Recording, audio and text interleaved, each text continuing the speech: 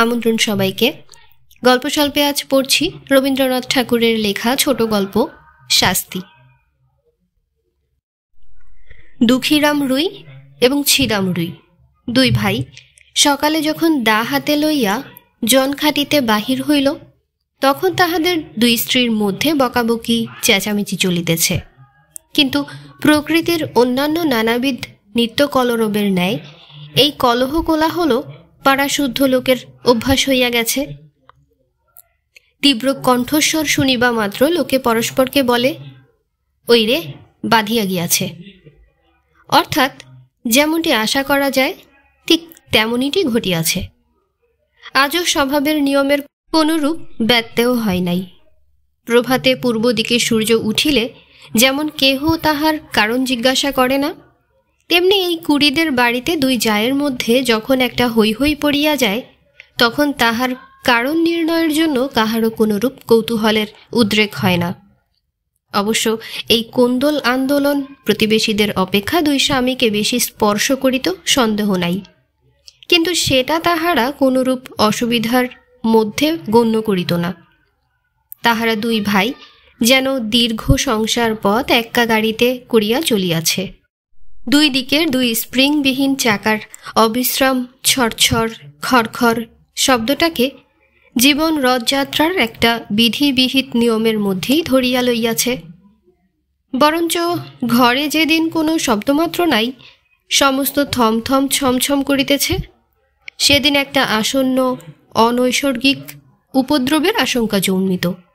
সেদিন যে কখন কি হইবে তাহা কেহ হিসাব করিয়া বলিতে পারিত না। আমাদের গল্পের ঘটনা যেদিন আরম্ভ হইল, সেদিন সন্ধ্যার প্রাক্কালে দুই ভাই যখন জন খাটিয়া শ্রান্ত দেহে ঘরে ফিরিয়া আসিল, তখন দেখিল স্তব্ধ গৃহ গমগম করিতেছে। বাহিরেও অত্যন্ত গুমট। দুই প্রহরের সময় খুব এক পশলা বৃষ্টি হইয়া গিয়াছে। এখনও চারিদিকে মেঘ জমিয়া আছে, বাতাসের লেশ মাত্র নাই। বর্ষায় ঘরের চারিদিকে জঙ্গল এবং আগাছাগুলা অত্যন্ত বাড়িয়া উঠিয়াছে। সেখানে হইতে এবং জলমগ্ন পাটের ক্ষেত হইতে সিক্ত উদ্ভিজ্জের ঘন গন্ধবাষ্প চতুর্দিকে একটি নিশ্চল প্রাচীরের মতো জমাট হইয়া দাঁড়াইয়া আছে।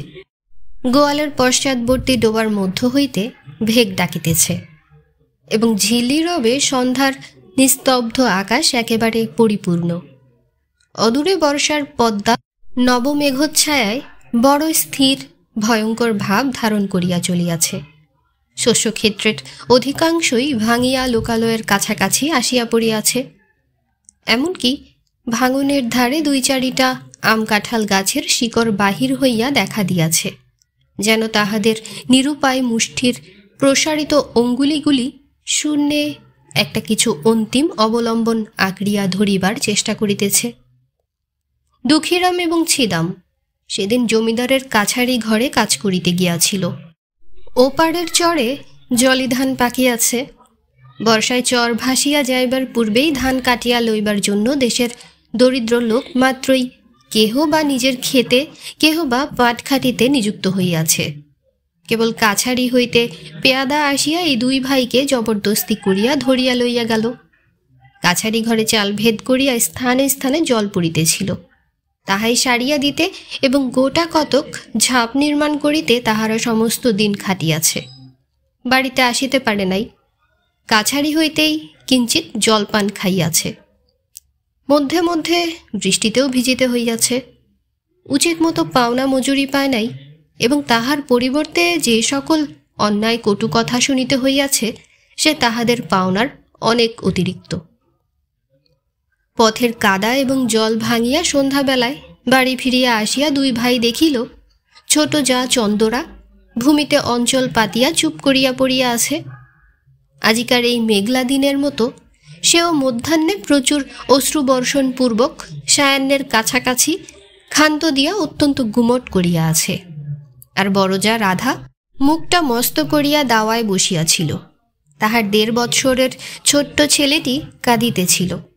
দুই ভাই যখন প্রবেশ করিল, দেখিল উলঙ্গ শিশু প্রাঙ্গণের এক পার্শ্বে চিত হইয়া পড়িয়া ঘুমাইয়া আছে। ক্ষুধিত দুঃখীরাম আর কালবিলম্ব না করিয়া বলিল, ভাত দে। বড় বউ বারুদের বস্তায় স্ফুলিঙ্গের পাতের মতো এক মুহূর্তেই তীব্র কণ্ঠস্বর আকাশ পরিমাণ করিয়া বলিয়া উঠিল, ভাত কোথায় যে ভাত দিব? তুই কি চাল দিয়া গিয়াছিলি? আমি কি নিজে রোজগার করিয়া আনিব? সারাদিনের শ্রান্তি ও লাঞ্ছনার পর অন্নহীন নিরানন্দ অন্ধকার ঘরে প্রজ্বলিত ক্ষুধানলে গৃহিণীর রুক্ষ বচন, বিশেষত শেষ কথাটার গোপন কুৎসিত শ্লেষ দুঃখীরামের হঠাৎ কেমন একেবারেই অসহ্য হইয়া উঠিল। ক্রুদ্ধ ব্যাঘ্রের ন্যায় গম্ভীর গর্জনে বলিয়া উঠিল, কি বললি? বলিয়া মুহূর্তের মধ্যে দা লইয়া কিছু না ভাবিয়া একেবারে স্ত্রীর মাথায় বসাইয়া দিল। রাধা তাহার ছোট জায়ের কোলের কাছে পড়িয়া গেল এবং মৃত্যু হইতে মুহূর্ত বিলম্ব হইল না। চন্দরা রক্তসিক্ত বস্ত্রে, কি হল গো বলিয়া চিৎকার করিয়া উঠিল। ছিদাম তাহার মুখ চাপিয়া ধরিল। দুঃখীরাম দা ফেলিয়া মুখে হাত দিয়া হতবুদ্ধির মতো ভূমিতে বসিয়া পড়িল। ছেলেটা জাগিয়া উঠিয়া ভয়ে চিৎকার করিয়া কাঁদিতে লাগিল। বাহিরে তখন পরিপূর্ণ শান্তি। রাখাল বালক গরু লইয়া গ্রামে ফিরিয়া আসিতেছে। পরপারের চরে যাহারা নতুন পক্ক ধান কাটিতে গিয়াছিল, তাহারা ৫-৭ জনে এক একটি ছোট নৌকায় এ পারে ফিরিয়া পরিশ্রমের পুরস্কার ২-৪ আটি ধান মাথায় লইয়া প্রায় সকলেই নিজ নিজ ঘরে আসিয়া পৌঁছিয়াছে। চক্রবর্তীদের বাড়ির রামলোচন খুড়ো গ্রামের ডাকঘরে চিঠি দিয়া ঘরে ফিরিয়া নিশ্চিন্ত মনে চুপচাপ তামাক খাইতেছিলেন। হঠাৎ মনে পড়িল, তাহার কোরফা প্রজা দুঃখীর অনেক টাকা খাজনা বাকি। আজ কিয়দংশ শোধ করিবে প্রতিশ্রুত হইয়াছিল। এতক্ষণে তাহারা বাড়ি ফিরিয়াছে স্থির করিয়া চাদরটা কাঁধে ফেলিয়া ছাতা লইয়া বাহির হইলেন। কুড়িদের বাড়িতে ঢুকিয়া তাহার গা ছমছম করিয়া উঠিল। দেখিলেন ঘরে প্রদীপ জ্বালা হয় নাই। অন্ধকার দাওয়ায় ২-৪টা অন্ধকার মূর্তি অস্পষ্ট দেখা যাইতেছে। রহিয়া রহিয়া দাওয়ার এক কোণ হইতে একটা অস্ফুট রোদন উচ্ছ্বসিত হইয়া উঠিতেছে এবং ছেলেটা যত মা মা বলিয়া কাঁদিয়া উঠিতে চেষ্টা করিতেছে, ছিদাম তাহার মুখ চাপিয়া ধরিতেছে। রামলোচন কিছু ভীত হইয়া জিজ্ঞাসা করিলেন, দুঃখী আছিস নাকি? দুঃখী এতক্ষণ প্রস্তর মূর্তির মতো নিশ্চল হইয়া বসিয়াছিল। তাহার নাম ধরিয়া ডাকিবা মাত্র একেবারে অবোধ বালকের মতো উচ্ছ্বসিত হইয়া কাঁদিয়া উঠিল। ছিদাম তাড়াতাড়ি দাওয়া হইতে অঙ্গনে নামিয়া চক্রবর্তীর নিকটে আসিল। চক্রবর্তী জিজ্ঞাসা করিলেন, মাগিরা বুঝি ঝগড়া করিয়া বসিয়া আছে? আজ তো সমস্ত দিনই চিৎকার শুনিয়াছি। এতক্ষণ ছিদাম কিংকর্তব্য কিছুই ভাবিয়া উঠিতে পারে নাই। নানা অসম্ভব গল্প তাহার মাথায় উঠিতেছিল। আপাতত স্থির করিয়াছিল রাত্রি কিঞ্চিত অধিক হইলে মৃতদেহ কোথাও সরাইয়া ফেলিবে। ইতিমধ্যে যে চক্রবর্তী আসিয়া উপস্থিত হইবে এসে মনেও করে নাই। ফস করিয়া কোনো উত্তর যোগাইল না। বলিয়া ফেলিল, হাঁ, আজ খুব ঝগড়া হইয়া গিয়াছে। চক্রবর্তী দাওয়ার দিকে অগ্রসর হইবার উপক্রম করিয়া বলিল, কিন্তু সেজন্য দুঃখী কাঁদে কেন রে? ছিদাম দেখিল আর রক্ষা হয় না। হঠাৎ বলিয়া ফেলিল, ঝগড়া করিয়া ছোট বউ বড় বউয়ের মাথায় এক দায়ের কোপ বসাইয়া দিয়াছে। উপস্থিত বিপদ ছাড়া যে আর কোনো বিপদ থাকিতে পারে এ কথা সহজে মনে হয় না। ছিদাম তখন ভাবিতেছিল, ভীষণ সত্যের হাত হইতে কি করিয়া রক্ষা পাইব। মিথ্যা যে তদপেক্ষা ভীষণ হইতে পারে তাহা তাহার জ্ঞান হইল না। রামলোচনের প্রশ্ন শুনিবা মাত্র তাহার মাথায় তৎক্ষণাৎ একটা উত্তর যোগাইল এবং তৎক্ষণাৎ বলিয়া ফেলিল। রামলোচন চমকিয়া উঠিয়া কহিল, বলিস কি, মরে নাই তো? ছিদাম কহিল, মরিয়াছে বলিয়া চক্রবর্তীর পা জড়াইয়া ধরিল। চক্রবর্তী পালাইবার পথ পায় না। ভাবিল, রাম রাম, সন্ধ্যাবেলায় একই বিপদেই পড়িলাম। আদালতে সাক্ষ্য দিতে দিতেই প্রাণ বাহির হইয়া পড়িবে। ছিদাম কিছুতেই তাহার পা ছাড়িল না। কহিল, দাদা ঠাকুর, এখন আমার বউকে বাঁচাইবার কি উপায় করি? মামলা মোকদ্দমার পরামর্শে রামলোচন সমস্ত গ্রামের প্রধানমন্ত্রী ছিলেন। তিনি একটু ভাবিয়া বলিলেন, দেখ, ইহার এক উপায় আছে। তুই এখনই থানায় ছুটিয়া যা, বলগে তোর বড় ভাই দুঃখী সন্ধ্যাবেলায় ঘরে আসিয়া ভাত চাহিয়াছিল, ভাত প্রস্তুত ছিল না বলিয়া স্ত্রীর মাথায় দা বসাইয়া দিয়াছে। আমি নিশ্চয় বলিতেছি, এ কথা বলিলে চুরিটা বাঁচিয়া যাইবে। ছিদামের কণ্ঠ শুষ্ক হইয়া আসিল।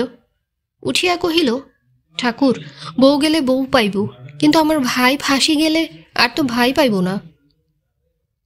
কিন্তু যখন নিজের স্ত্রীর নামে দোষারোপ করিয়াছিল তখন এ সকল কথা ভাবে নাই। তাড়াতাড়িতে একটা কাজ করিয়া ফেলিয়াছে। এখন অলক্ষিতভাবে মন আপনার পক্ষে যুক্তি এবং প্রবোধ সঞ্চয় করিতেছে। চক্রবর্তীও কথাটা যুক্তিসঙ্গত বোধ করিলেন। কহিলেন, তবে যেমনটি ঘটিয়াছে তাই বলিস, সকল দিক রক্ষা করা অসম্ভব। বলিয়া রামলোচন অবিলম্বে প্রস্থান করিল এবং দেখিতে দেখিতে গ্রামের রাষ্ট্র হইল যে কুড়িদের বাড়ির চন্দরা রাগারাগি করিয়া তাহার বড় জায়ের মাথায় দা বসাইয়া দিয়াছে। বাঁধ ভাঙিলে যেমন জল আসে, গ্রামের মধ্যে তেমনি হুহু শব্দে পুলিশ আসিয়া পড়িল। অপরাধী এবং নিরপরাধী সকলেই বিষম উদ্বিগ্ন হইয়া উঠিল। ছিদাম ভাবিল, যে পথ কাটিয়া ফেলিয়াছে সেই পথেই চলিতে হইবে। সে চক্রবর্তীর কাছে নিজ মুখে এক কথা বলিয়া ফেলিয়াছে, সে কথা গা শুদ্ধ রাষ্ট্র হইয়া পড়িয়াছে। এখন আবার আরেকটা কিছু প্রকাশ হইয়া পড়িলে কি জানি কি হইতে কি হইয়া পড়িবে, সে নিজেই কিছু ভাবিয়া পাইল না। মনে করিল কোনো মতে সে কথাটা রক্ষা করিয়া তাহার সহিত আর 5টা গল্প জুড়িয়া স্ত্রীকে রক্ষা করা ছাড়া আর কোনো পথ নাই। ছিদাম তাহার স্ত্রী চন্দরাকে অপরাধ নিজ স্কন্ধে লইবার জন্য অনুরোধ করিল। সে তো একেবারে বজ্রাহত হইয়া গেল। ছিদাম তাহাকে আশ্বাস দিয়া কহিল, যাহা বলিতেছি তাই কর, তোর কোনো ভয় নাই, আমরা তোকে বাঁচাইয়া দিব।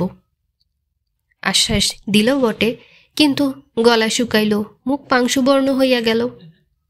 চন্দরার বয়স 17-18 অধিক হইবে না, মুখখানি হৃষ্টপুষ্ট গোলগাল, শরীরটি অনতি দীর্ঘ 8-60, সুস্থ সবল, অঙ্গপ্রত্যঙ্গের মধ্যে এমন একটি সৌষ্ঠব আছে যে চলিতে ফিরিতে নড়িতে চড়িতে দেহের কোথাও যেন কিছু বাধে না।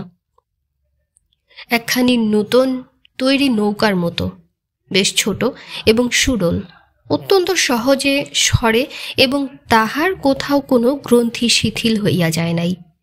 পৃথিবীর সকল বিষয়েই তাহার একটা কৌতুক এবং কৌতূহল আছে।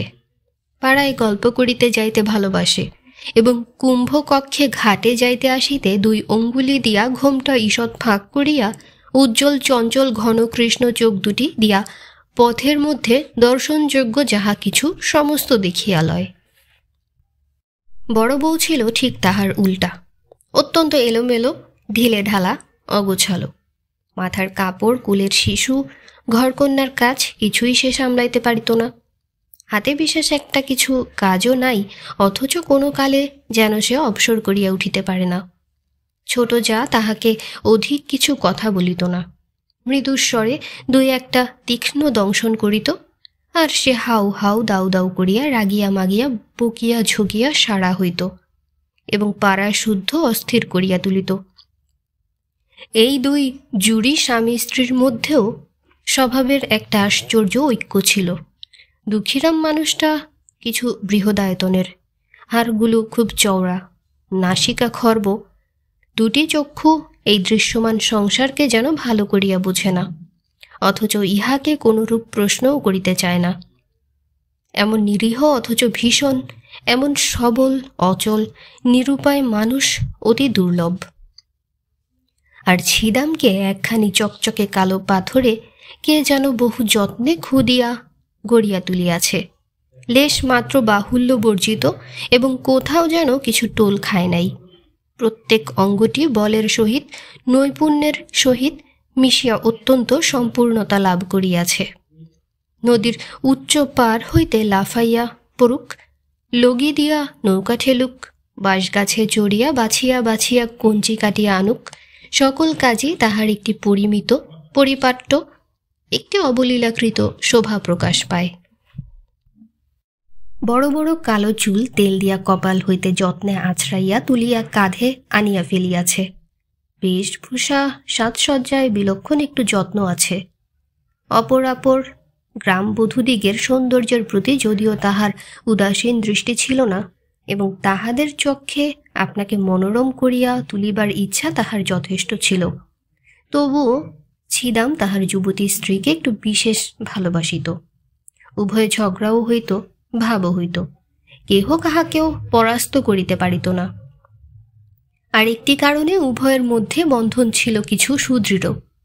ছিদাম মনে করিত চন্দরা যেরূপ চটুল চঞ্চল প্রকৃতির স্ত্রীলোক, তাহাকে যথেষ্ট বিশ্বাস নাই। আর চন্দরা মনে করিত আমার স্বামীটির চতুর্দিকেই দৃষ্টি, তাহাকে কিছু কষাকষি করিয়া না বাঁধিলে কোন দিন হাতছাড়া হইতে আটক নাই। উপস্থিত ঘটনা ঘটিবার কিছুকাল পূর্ব হইতে স্ত্রী পুরুষের মধ্যে ভারী একটা গোলযোগ চলিতেছিল। চন্দরা দেখিয়াছিল তাহার স্বামী কাজের ওজর করিয়া মাঝে মাঝে দূরে চলিয়া যায়, এমনকি 2-1 দিন অতীত করিয়া আসে, অথচ কিছু উপার্জন করিয়া আনে না। লক্ষণ মন্দ দেখিয়া সেও কিছু বাড়াবাড়ি দেখাইতে লাগিল। যখন তখন ঘাটে যাইতে আরম্ভ করিল এবং পাড়া পর্যটন করিয়া আসিয়া কাশী মজুমদারের মেজ ছেলেটির প্রচুর ব্যাখ্যা করিতে লাগিল। ছিদামের দিন এবং রাত্রিগুলির মধ্যে কে যেন বিষ মিশাইয়া দিল। কাজে কর্মে কোথাও একদণ্ড গিয়া সুস্থির হইতে পারে না। একদিন ভাজকে আসিয়া ভারী ভর্ৎসনা করিল। সে হাত নাড়িয়া ঝঙ্কার দিয়া অনুপস্থিত মৃত পিতাকে সম্বোধন করিয়া বলিল, ও মেয়ে ঝড়ের আগে ছোটে, উহাকে আমি সামলাইব। আমি জানি ও কোন দিন কি সর্বনাশ করিয়া বসিবে। চন্দরা পাশের ঘর হইতে আসিয়া আস্তে আস্তে কহিল, কেন দিদি, তোমার এত ভয় কিসের? এই দুই যায় বিষম দ্বন্দ্ব বাঁধিয়া গেল। ছিদাম চোখ পাকাইয়া বলিল, এবার যদি কখনো শুনি তুই একলা ঘাটে গিয়াছিস, তোর হাড় গুড়াইয়া দিব। চন্দরা বলিল, তাহা হইলে তো হাড় জুড়ায়, বলিয়া তৎক্ষণাৎ বাহিরে যাইবার উপক্রম করিল। ছিদাম এক লম্ফে তাহার চুল ধরিয়া টানিয়া ঘরে পুরিয়া বাহির হইতে দ্বার রুদ্ধ করিয়া দিল। কর্মস্থান হইতে সন্ধ্যাবেলায় ফিরিয়া আসিয়া দেখে ঘর খোলা, ঘরে কেহ নাই। চন্দরা 3টে গ্রাম ছাড়াইয়া একেবারে তাহার মামার বাড়ি গিয়া উপস্থিত হইয়াছে। ছিদাম সেখান হইতে বহু কষ্টে অনেক সাধ্য সাধনায় তাহাকে ঘরে ফিরাইয়া আনিল, কিন্তু এবার পরাস্ত মানিল।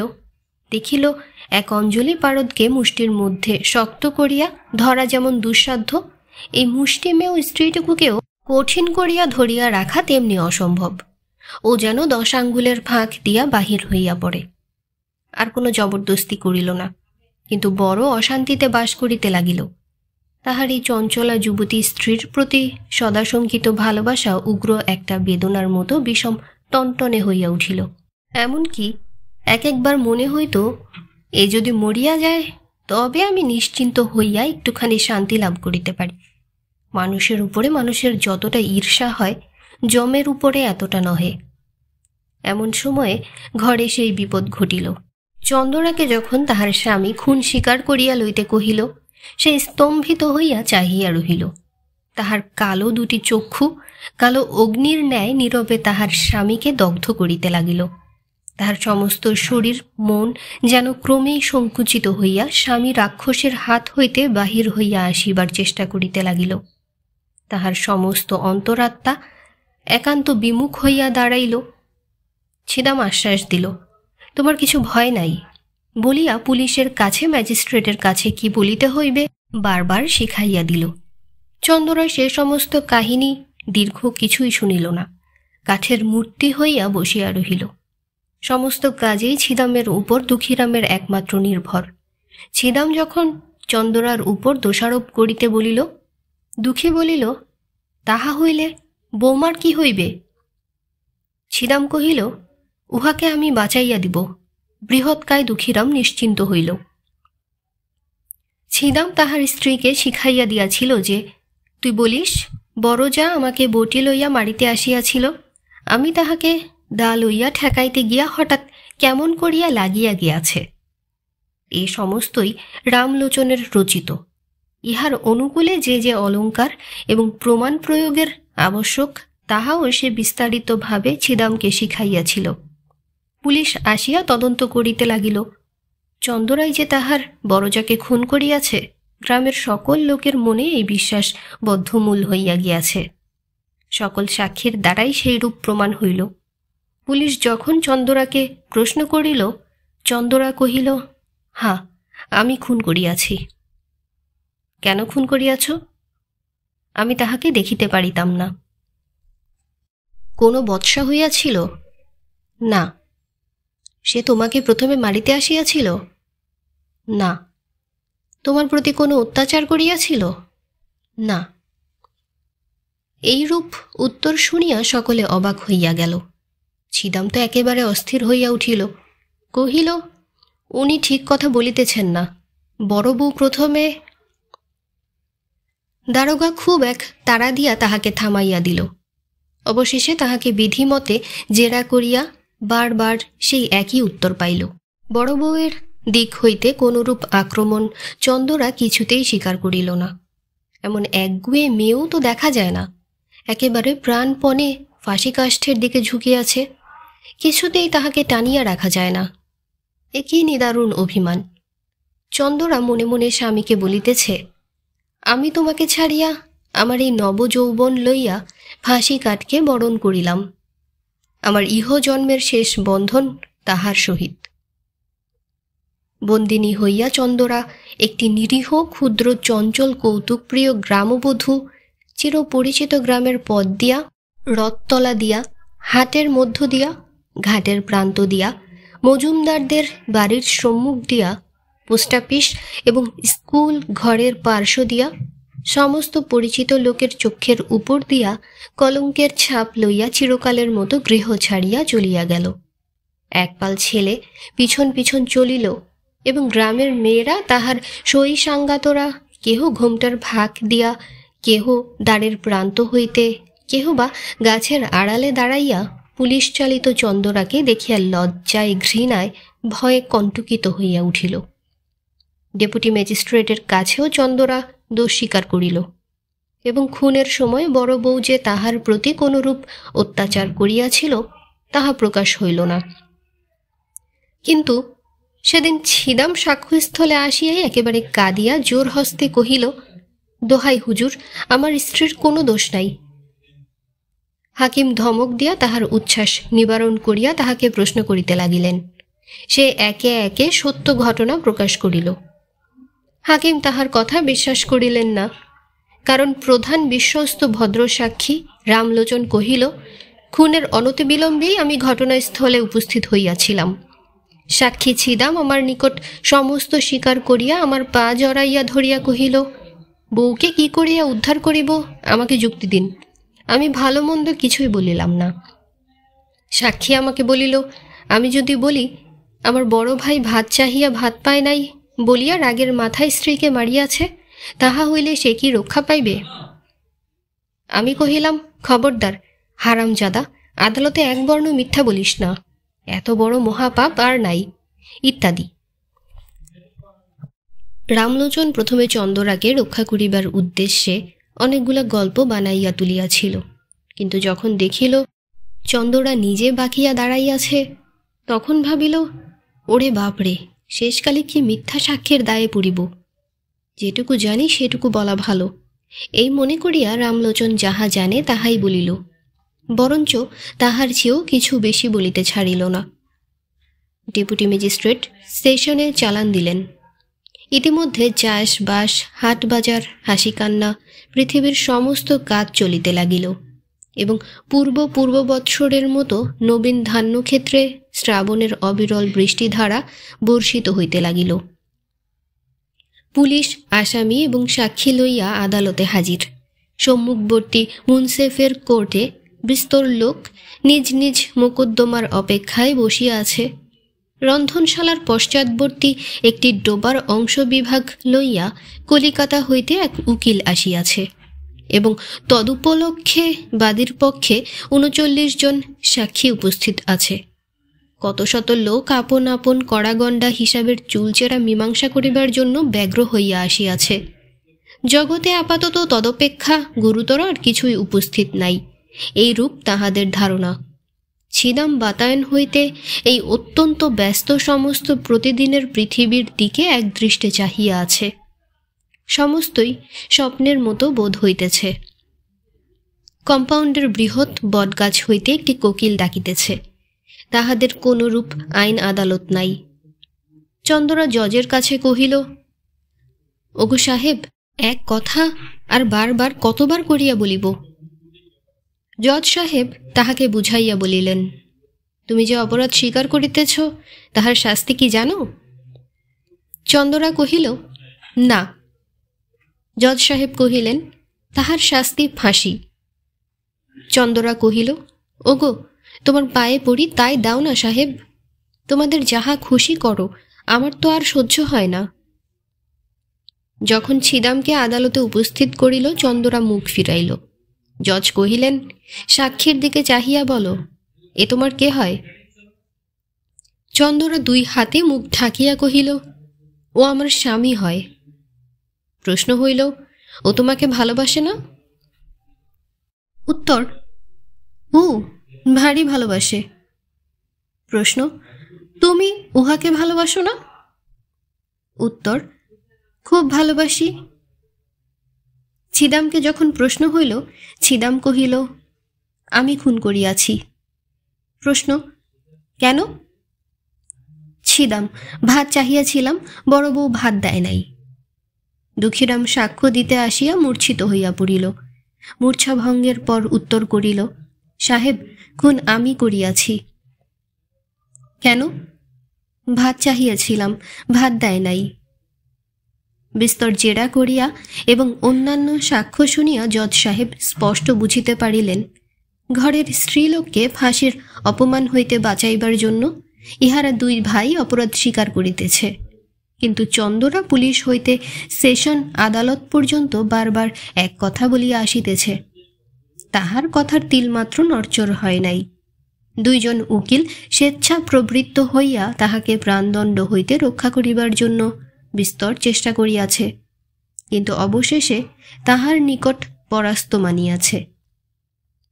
যেদিন একরত্তি বয়সে একটি কালো কালো ছোটখাটো মেয়ে তাহার গোলগাল মুখটি লইয়া খেলার পুতুল ফেলিয়া বাপের ঘর হইতে শ্বশুর ঘরে আসিল, সেদিন রাত্রে শুভ লগ্নের সময় আজিকার দিনের কথা কে কল্পনা করিতে পারিত?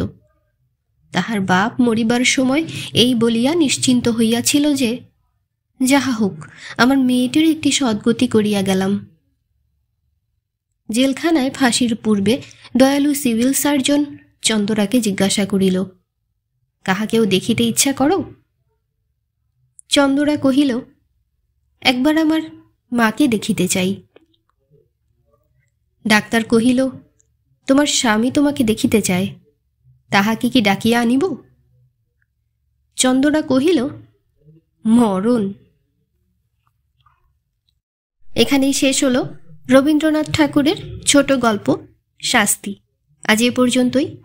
গল্প স্বল্প ভালো লাগলে সাবস্ক্রাইব করে আমাদের সাথেই থাকুন। ধন্যবাদ। আল্লাহ হাফেজ।